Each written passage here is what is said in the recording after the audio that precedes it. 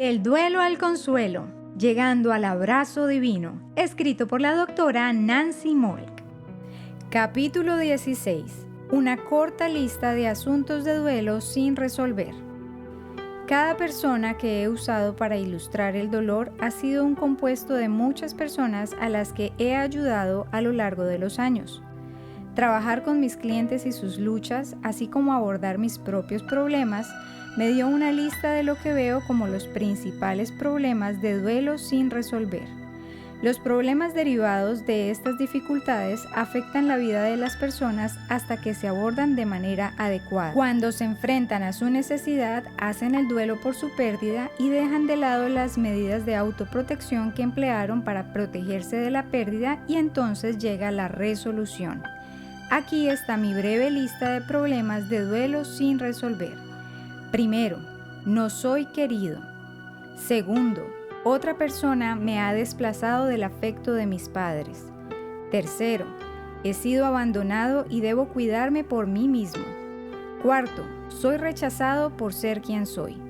Quinto, me han negado como fuente de información, particularmente acerca de mí mismo y de mis sentimientos. No soy querido.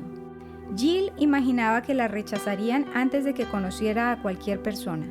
Entonces evitaba a los demás y cuando tenía que interactuar mantenía sus defensas. Ocasionalmente, cuando la soledad se volvía insoportable, intentaba decir lo que creía que los demás querían escuchar. Todavía dejaba su verdadero yo disfrazado, aislado y solitario. Sus padres no habían querido tener más hijos, pero ella había llegado cuando ellos tenían más de 40 años.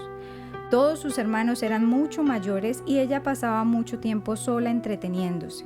Cuando interactuaba con sus padres y hermanos, la trataban como una molestia y no era bienvenida. Jill tuvo que enfrentar la pérdida de no ser deseada. Necesitaba enfrentar cómo había tratado de protegerse rechazando a los demás antes de que pudieran rechazarla.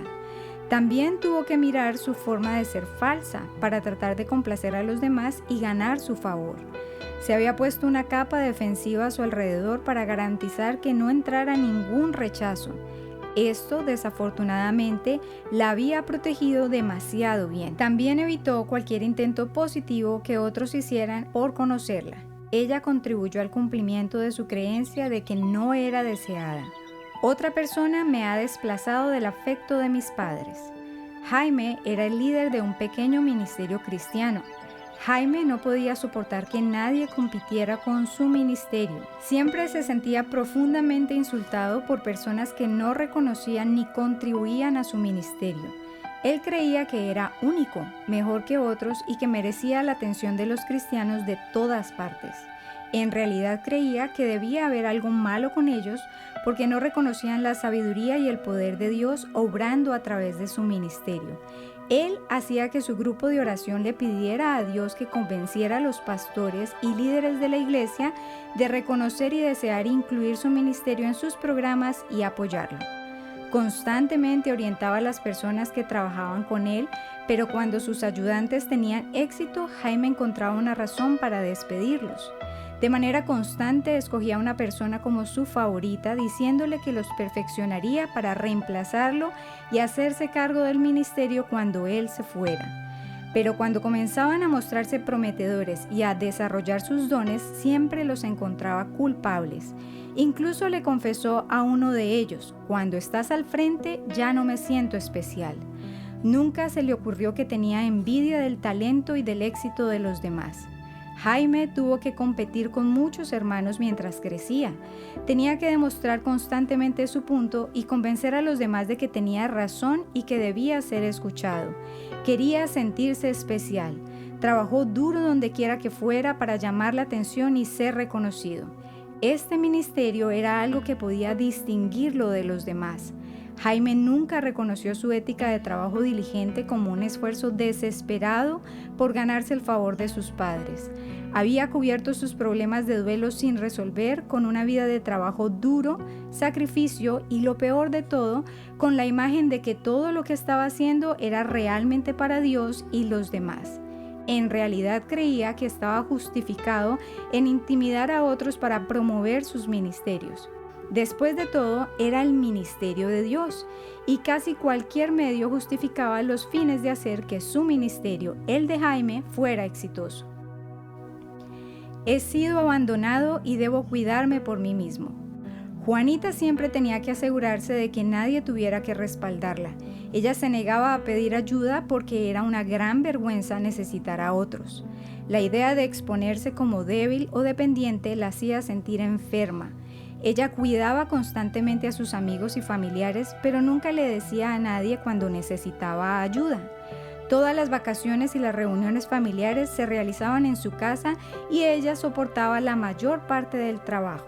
Al mismo tiempo que Juanita estaba evitando que alguien la ayudara, se preguntaba por qué a nadie le parecía importar sus necesidades. Le molestaba tener todo el trabajo sobre ella y en secreto mantenía una fuerte hostilidad hacia todos los que ella ayudaba de manera sacrificial. Desafortunadamente, ella nunca se vio a sí misma como el problema. En realidad creía que los demás simplemente estaban siendo egoístas y que eventualmente serían conquistados por su buen modelo de servicio desinteresado. Había estado esperando que otros cambiaran durante 20 años y hasta ahora nadie lo había hecho. Juanita era la hija del medio de una familia necesitada. Decidió a una edad temprana tratar de llenar todos los vacíos que le faltaban a sus padres. Se preocupaba por sus hermanos menores y trataba de ser amiga de sus papás. Ella era una estudiante de honor y a menudo cocinaba y limpiaba para su mamá. Ella le ayudó a su padre a encontrar un centro de rehabilitación para su hermano mayor. Juanita había estado en una incubadora cuando era bebé. Ella se defendió de la muerte cercana como bebé prematura. Tenía un gran corazón y una gran valentía. Pero desde aquellos primeros días, el enemigo de su alma la había atrapado en una mentira horrible. Debo cuidarme y esforzarme por hacer que mi mundo esté a salvo. No podía ver que incluso cuando era niña, su arduo trabajo para mejorar la familia era realmente el esfuerzo concentrado para crear un espacio de vida protegido y ordenado para ella. Soy rechazado por ser quien soy. Diego solo tenía un recuerdo de su infancia. Estaba de pie en su cuna a la espera de que algo sucediera o que alguien pasara. No estaba seguro de qué. Lo siguiente que recordaba era en el bachillerato y tenía relación con que le gustaba una compañera. Intentó en varias ocasiones hablar con ella, pero ella lo miró como si fuera un bicho raro. En las conversaciones, Diego siempre hablaba de cosas superficiales: deportes, automóviles, clima y cuerpo de mujeres. Había perdido totalmente el contacto con su verdadero corazón, deseos y anhelos. A los 20 años había decidido que el sexo era la respuesta a lo que necesitaba. No tenía la capacidad de formar ningún tipo de relaciones o amistades duraderas. Su idea del éxito era encontrar a alguien con quien dormir. Incluso mientras seguía este estilo de vida, sintió una gran vergüenza al respecto. Había entregado su corazón a Cristo cuando era adolescente en un concierto especial al que había asistido con un amigo.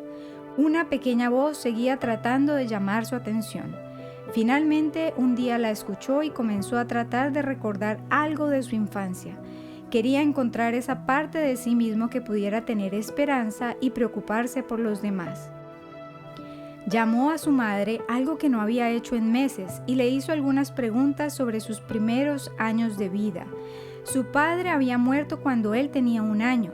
De inmediato su madre había salido a trabajar y lo había dejado en una guardería. Su madre comenzó a llorar cuando le confesó a Diego que él le recordaba tanto a su padre que no podía soportar estar con él. Él pasaba interminables horas en la guardería e incluso cuando acababa la jornada, ella a menudo lo dejaba en la casa de su hermana. La madre de Diego le dio una pista ese día, una clave para ayudarlo a comprender el patrón de su vida. Además de sentirse abandonado por sus padres, también había internalizado la terrible mentira de que algo sobre él era detestable. Su comprensión infantil no podía resolver la tragedia familiar o que su madre lo rechazara por su parecido con su papá. Todo lo que sabía era que era rechazado y no deseado por la persona que más necesitaba. Me han negado como fuente de información, particularmente acerca de mí mismo y de mis sentimientos. Raquel tuvo que renunciar a su trabajo. Había sido medicada de manera fuerte con varias drogas para evitar que se suicidara. Durante años había sufrido depresión y ansiedad. Se preguntaba si tendría que regresar a casa con sus padres. Eso no sería fácil. Su madre era una persona difícil de mantener feliz. Incluso cuando estaba lejos de su mamá, Raquel podía escuchar constantemente cintas que se repetían en su cabeza, reproduciendo los consejos y reproches de su madre. Lo confuso era que a veces estos discursos de su mamá se contradecían. La vida es corta, así que come, bebe y disfruta de la vida. Pero cuidado con lo que comes o te engordarás. ¿Por qué siempre estás ocupada y corriendo, haciendo mandados en lugar de pasar tiempo conmigo? ¿Y por qué siempre estás inactiva, sentada y mirándome? ¿No puedes encontrar algo para mantenerte ocupada? Raquel sintió que su madre era dueña de su vida. La obligaba a tomar vitaminas y a beber jugos horribles. Su madre parecía saber mejor que ella cuando estaba cansada, asustada, deprimida o necesitada. Raquel se sentía extrañamente habitada por su madre. Cuando era niña, Raquel trató de conformarse con lo que su madre pedía. Se sentía más cerca de su mamá que nadie. Si mamá decía diviértete, entonces bailaba, cantaba y trataba de verse feliz. Si mamá estaba de mal humor, Raquel trataba de animarla. Su naturaleza altamente sensible estaba constantemente en sintonía con los sentimientos de mamá. Alrededor de los 13 años, Raquel trató de hacer otros amigos, pero su madre siempre la convenció de que había algo mal con ellos. Raquel tenía miedo de las personas y estas advertencias confirmaron sus temores. Entonces, ella se quedó sola. Finalmente, cuando ya no pudo soportar la soledad, se unió a un club de escritura en el colegio. Un día a la semana, se reunía con un pequeño grupo de estudiantes y leía los poemas y ensayos de los demás. Esto enfureció a su mamá, pero a Raquel le encantaba tanto que no podía dejar el club. De repente, su mamá se volvió extremadamente hostil con Raquel. Mientras que durante años la madre había alabado a Raquel por ser la niña perfecta, ahora nada de lo que hacía parecía estar bien. La forma en que se vestía, la forma en que caminaba y se peinaba eran muy tontas. Raquel pasó de ser brillante a ser estúpida ante los ojos de su madre. Incapaz de ver algo malo con su mamá, Raquel comenzó a preguntarse qué cosa horrible le había pasado para convertirla tan rápidamente en un monstruo. Ella comenzó a caer en una profunda depresión. Esto trajo más comentarios negativos de parte de su madre. En poco tiempo, Raquel no solo dejó su club de escritura, sino también el colegio. Un tutor vino a su casa y le ayudó a terminar su 8º año de escolaridad. Su soledad volvió a aparecer. Pronto Raquel perdió interés en la mayoría de las cosas. Alrededor de este tiempo su madre dejó la crítica constante, pero ahora comenzó a decirle a su familia y amigos que Raquel probablemente estaba loca y que necesitaba medicamentos. Ella llevó a Raquel a un especialista que le recetó varias medicinas distintas. Al mismo tiempo, la madre de Raquel le daba a su hija sus propios medicamentos. La reprendía y afirmaba que ella nunca había tenido que lidiar con sus problemas por medio de drogas. Raquel asentía con la cabeza y se tragaba las pastillas. Raquel se fue de su casa en contra de los deseos de su madre. Se sentía mejor cuando estaba sola. Ella consiguió un trabajo como empleada en entrada de datos. A veces, mientras se dormía por la noche, recordaba su poesía y su escritura y ansiaba compartirla con alguien. Pero ¿en quién podía confiar? La gente daba miedo. Finalmente, el trabajo se volvió demasiado para la frágil condición mental de Raquel. Ahora se enfrentaba al dilema de tener que regresar a casa. La esperanza para Raquel solo podía comenzar con una separación de los sentimientos y del punto de vista de su madre. Ella había usado a su mamá como un absoluto en su vida. La regla con la que solía medirse a sí misma y a su vida estaba terriblemente retorcida y doblada.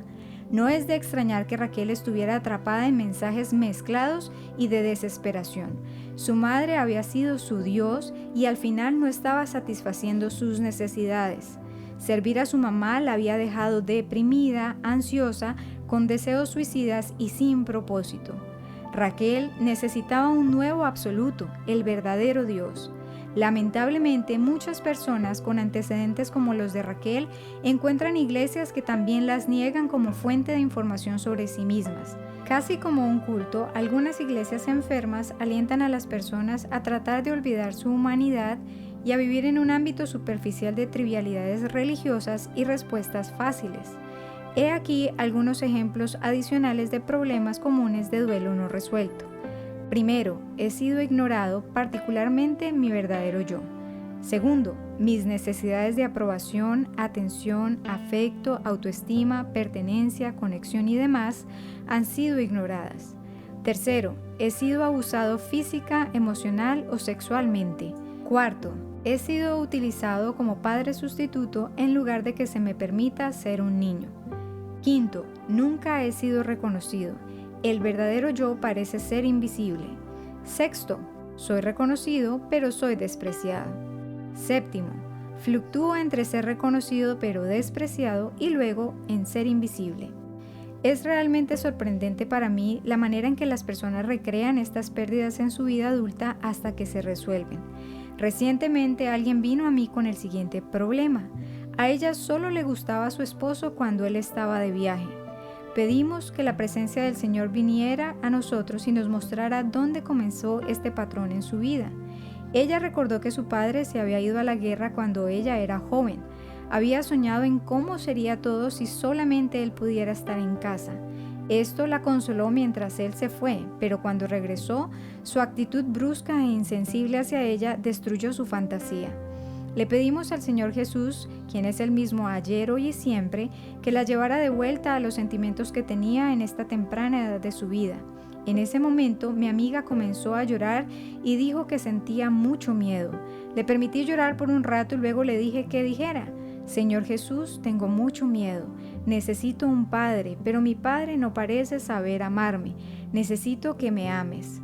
Luego discutimos cómo había excluido a su esposo con una fuerte dosis de ira que le había quedado de su relación con su papá. Se arrepintió de usar esto para protegerse del dolor y la pérdida de haberse sentido abandonada emocionalmente por su padre. Le pedimos a Jesús que viniera a ella allí donde estaba y oramos para que todas las fortalezas del enemigo en esta área de su alma se fueran. Discutimos qué hábitos tendría que romper con la ayuda del Espíritu Santo para cambiar su actitud y sus acciones hacia su esposo. Como estaba dispuesta a enfrentar esta pérdida y llorarla, la resolvió dejando ir su respuesta a su necesidad y recibiendo el amor de Cristo y su plenitud en ese lugar. La plenitud de la comunión con Cristo es esencial para el cambio. A veces las personas pasan años endureciéndose ante sus pérdidas. Aunque han evitado el dolor de la pérdida, no han evitado sus efectos. Todavía insidiosamente infunde un tema silencioso en sus vidas del que no pueden escapar. Otras personas de un tipo más emocional pasarán mucho tiempo llorando y enfurecidas por sus pérdidas, pero en realidad no las resolverán porque no están dispuestas a enfrentar cómo se han protegido y cómo han cooperado con una mentira. Algunos simplemente no tienen suficiente fe para confiar en que Dios les dará lo que les falta. En última instancia, se necesita otra relación para reemplazar lo que se necesitaba, pero que nunca se proporcionó durante nuestro pasado. ¿Nos entregaremos a los brazos de Dios para que Él nos dé esa relación o continuaremos replicando relaciones rotas para tratar de resolver nuestros problemas nosotros mismos? Estoy segura de que ningún libro o folleto puede contener todas las diferentes formas en que los seres humanos han sufrido pérdidas o han reaccionado ante ellas. Cuando aceptamos que fuimos creados para vivir en un mundo perfecto en comunión ininterrumpida con Dios, nuestros sufrimientos entran en una perspectiva diferente. Escucho personas tratando de avergonzar a aquellos que abiertamente intentan hacer el proceso de duelo de sus pérdidas diciendo cosas como: «Ay, tú no sabes lo que es el sufrimiento». Piensa en esas personas en países donde están en prisión por causa de su fe. ¿Y qué hay de todas las personas hambrientas y sin hogar en los países en vía de desarrollo? Veamos brevemente esa línea de razonamiento. Entonces, debido a que he juzgado que el dolor de los demás es mayor que el mío, ¿no tengo derecho a admitir que me duele o que mi dolor tiene validez? Solo los peores escenarios son pérdidas verdaderas. Esto requiere un endurecimiento del corazón hacia lo que se considera pérdidas menores. Esto resulta en una negativa a sentir dolor porque la mente no puede justificar una razón lo suficientemente grave para ello. Esto también conduce a un mecanismo de defensa para evitar el dolor. Reconocer los patrones enfermos de nuestras vidas es el primer paso para ser sanados de ellas. Asumir la responsabilidad de nuestras elecciones basadas en nuestras pérdidas y hacer el debido proceso de duelo es el próximo objetivo importante en este proceso. Al enfrentar nuestras pérdidas de manera directa, hacer el duelo y luego buscar el rostro de Dios e invitar su presencia allí donde hemos tenido pérdidas es el verdadero punto de sanidad para nuestras carencias. Entonces, ¿cómo encaja Dios en ser parte de la solución que necesitamos? Este es el tema del próximo capítulo.